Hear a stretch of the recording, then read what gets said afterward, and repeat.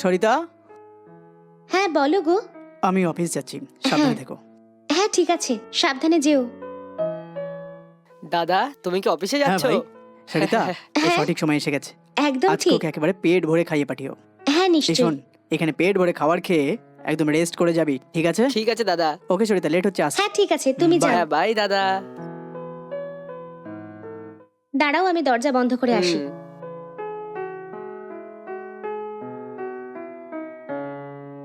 আরে এসো না, ভেতরে এসে কথা হ্যাঁ বলি। ঠিক আছে বৌদি। হুম তুমি একটু দাঁড়াও, আমি তোমার জন্য চা বানিয়ে আনছি। না বৌদি, তোমার সাথে কিছু কথা আছে। হ্যাঁ বলো না, কি কথা বলার আছে? আমি না বিয়ে করার সিদ্ধান্ত নিয়ে ফেলেছি। কি হলো, হঠাৎ করে বিয়ের কথা সবাই বলছে যে?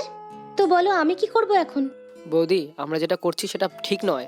আমার দাদা আমার উপরে অনেক ভরসা করে। আমি এরকম একটা ব্যক্তিকে ধোকা দেওয়াটা একদমই ঠিক নয়। তোমাদের দুজনকে এখানে সুখী রাখতে হলে আমাকে ছেড়ে যেতেই হবে। এত বছরে তো এই কথাটা তুমি আগে কখনো বলনি, এখন এই কথা বললে আমি কি করব বলো? আই এম সরি বৌদি, আমাকে ক্ষমা করো। যখন তোমাদের দুজনের মাঝে ঝগড়া চলছিল তখনই কিন্তু আমি তোমাদের মাঝে এসেছিলাম। এখন তোমরা দুজন খুব আনন্দে আছো, এটা দেখেই আমি অনেক খুশি। যদি দাদা আমাদের ব্যাপারটা জানতে পারে তাহলে আমাদের দুজনের মান সম্মানের কি অবস্থা হবে ভাবো। শুধু সেটাই তো না, সববার একটা পরিবার থাকা উচিত। তুমি দাদা তো খুব খুশিতেই আছো, কিন্তু আমি তো তোমার উপর ডিপেন্ড করেই আছি। এটা তো ঠিক নয় না। আমি একটা ভালো মেয়েকে খুঁজে নিয়ে বিয়ে করতে চাই। এই কারণেই তোমাদের দুজনের মাঝে আমার থাকাটা খুব একটা ভালো লাগছে না। হয়তো তুমি বুঝতে এটাই পারছো। তুমি সিদ্ধান্ত নিয়েছো কি? হ্যাঁ, এটাই আমি সিদ্ধান্ত নিয়েছি। আমি বরং কোথাও দূরে চলে যাই। তুমি আমার দাদার সাথে খুব সুখে থাকো। তোমাকে ছাড়া আমি খুশি কি করে থাকবো কিছু বুঝতে পারছি না। এই দেখো বৌদি, তুমি আজকের পর থেকে দাদার উপর একটু দেখভাল করো। দাদা কিন্তু তোমায় খুব ভালোবাসে। ওকে রাজু, তোমার যেটা ঠিক মনে হয় তুমি সেটাই করো। হ্যাঁ, ভালো মেয়ে দেখে বিয়ে করে নিজে ঘর বসিয়ে নাও। তুমি ভালো আছো, এটাই আমার জন্য যথেষ্ট। ঠিক আছে বৌদি, ধন্যবাদ তুমি আমার কথাটা শোনার জন্য। আমি বেরোচ্ছি আরে তাহলে। দাঁড়াও না, ভাই তোমাকে খাবার খেয়ে যেতে বলেছে। না বৌদি, আজকে আমার একটু কাজ আছে, আমি যাচ্ছি।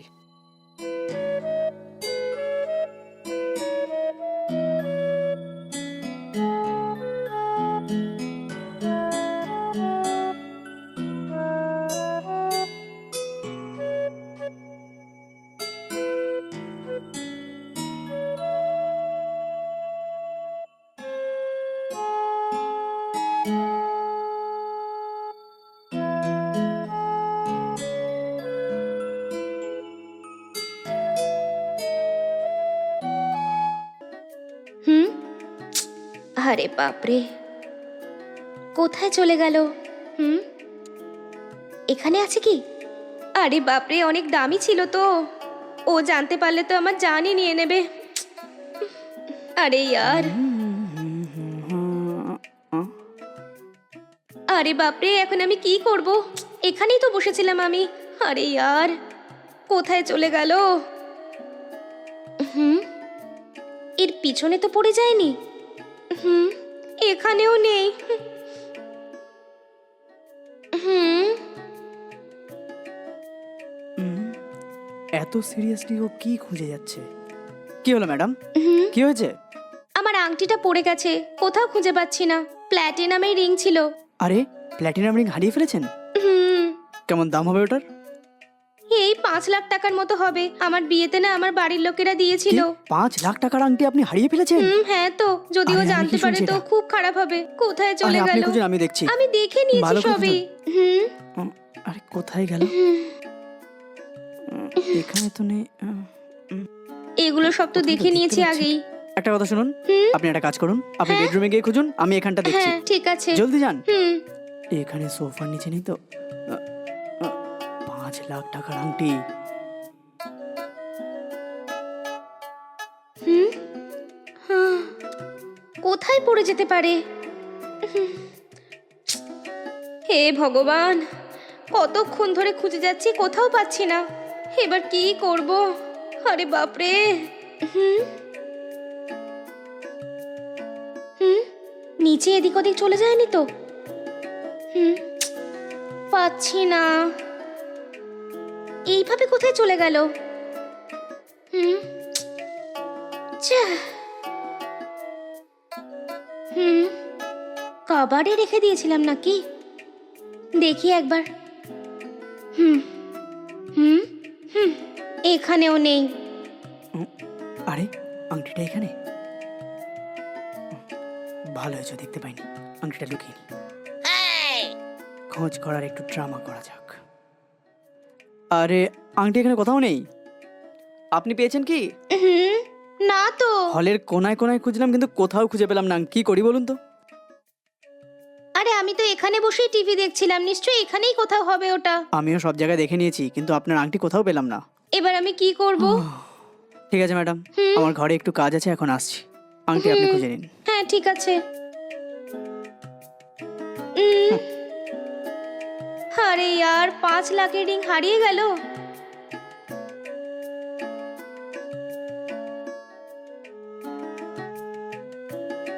বিয়েতে আমার বাড়ির লোকেরা কত ভালোবেসে দিয়েছিল, আমি তো হারিয়ে ফেললাম। হুম, এটা কি? আরে পেয়ে গেছি, শেষ অবধি বেঁচে গেলাম আমি। না না না না না না না না না না না না না না, ইয়ে! 5 লাখ টাকার আংটি পেয়ে গেছি আমি। ইয়ে!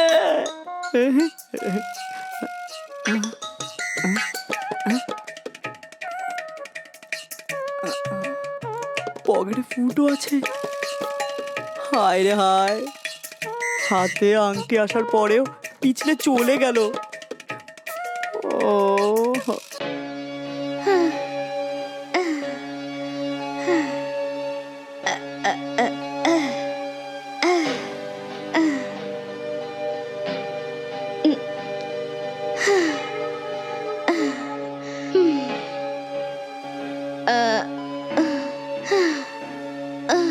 শুনুন, কেউ আছেন কি ঘরে? দরজা খুলুন, শুনুন। কি আপনি? স্যার, খাওয়ার জন্য একটু জল হবে? কি বলেন? জল? ভেতরে আসুন। না স্যার, আমি এখানেই ঠিক আছি, জল দিয়ে ম্যাডাম, দিন শুধু। কোনো ব্যাপার না, বৌদির মতো দেখছি আমি। আসুন, ভেতরে আসুন। আসুন না স্যার। আসুন আসুন, খুব টায়ার্ড লাগছে, বসুন এখানে। একদম আরাম আরাম। ম্যাডাম, আপনার জন্য জুস নিয়ে আসবো কি? না না, জুস কিছু চাই না, শুধু জল দিন স্যার। ও নো, ঠিক আছে, এক্ষুনি নিয়ে আসছি, এক্ষুনি।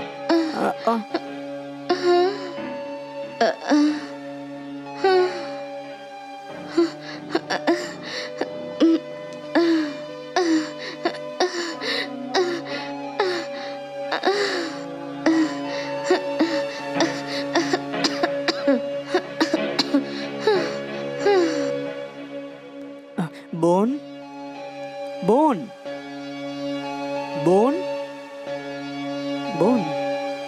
আরে এটা কি হয়ে গেল? জল চাইছিল, আমি নিজেই বললাম টায়ার্ড লাগছে, ভেতরে এসে বসো। আর আমি যেই জলের গ্লাস নিয়ে এলাম সঙ্গে সঙ্গে এ মরে গেল। আমাকেও কি যেতে হবে নাকি? এর উপকার আমি করতে গিয়ে আমাকে পুলিশ নিয়ে যাবে হয়তো। বোন,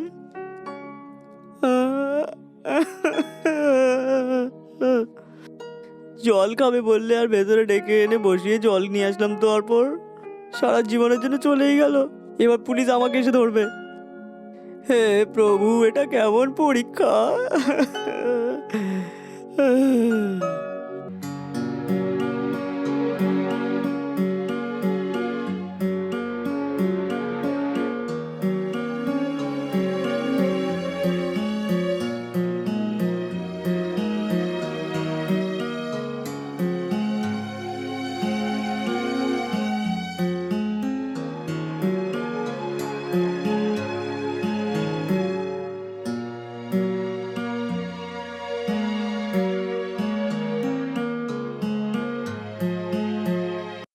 তোমার চুড়িগুলো কিন্তু খুব সুন্দর।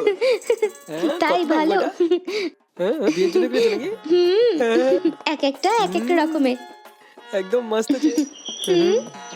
আর না। কে গো এই সময় দরজা খটখট করছে? তুমি দাঁড়াও, আমি গিয়ে দেখে আসছি। না না, দাঁড়াও দাঁড়াও, আমার চেনা জানা মনে হয় কেউ এসেছে হয়তো, আমি নিজে দেখে আসছি, দাঁড়াও।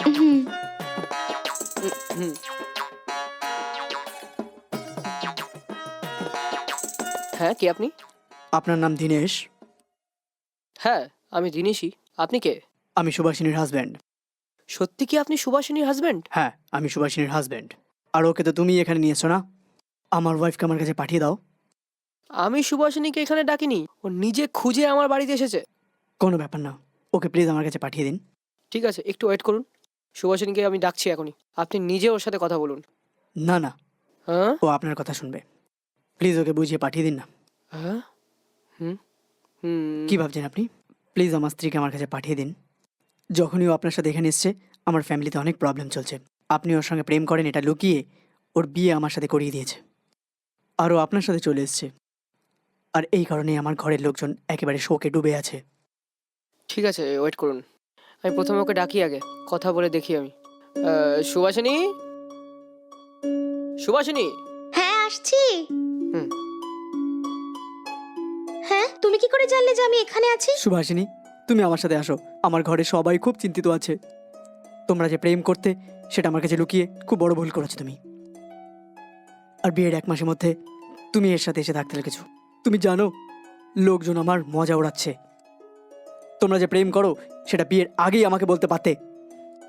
বিয়ের পরে সব করা তোমার শোভা পায় না।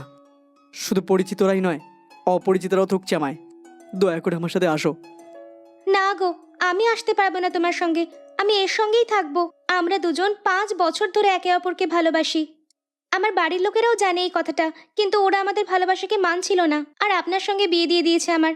একে ভালোবেসে কি করে আপনার সঙ্গে থাকবো আপনি বলুন? এই জন্য আমি এর সঙ্গে থাকার সিদ্ধান্ত নিয়ে নিয়েছি। আমি আপনাকে ডিভোর্স পেপারে সাইন করে দিয়ে দেব। আপনি আমাকে ভুলে অন্য কোনো ভালো মেয়ে দেখে বিয়ে করে নেবেন। এটাই আমাদের দুজনের জন্য ঠিক হবে। তুমি একদম ঠিক বলছো, কিন্তু এগুলো বিয়ের আগে বলতে পারতে। বুঝতে পারছো, তোমার জন্য আমার জীবনটা খারাপ হয়ে গেল। তোমার ভুলের জন্য আমি কেন সাজা পাবো? দেখুন, যেটা হয়ে গেছে সেটা হয়ে গেছে। আপনাকে বিয়ে না করলে আমার মা বাবা মরে যাওয়ার ধমকি দিয়েছিল, তাই আমি আপনাকে বিয়ে করেছিলাম। দেখুন, আমি আপনাকে ডিভোর্স দেব। আপনি অন্য কোনো ভালো মেয়ে দেখে বিয়ে করে নিন না। আমাকে আমার প্রেমিকের সঙ্গে শান্তিতে থাকতে দাও না। এখানে আমাকে এসে আর বিরক্ত করবে না। প্রথমে বেরো তুমি এখান থেকে। শিট।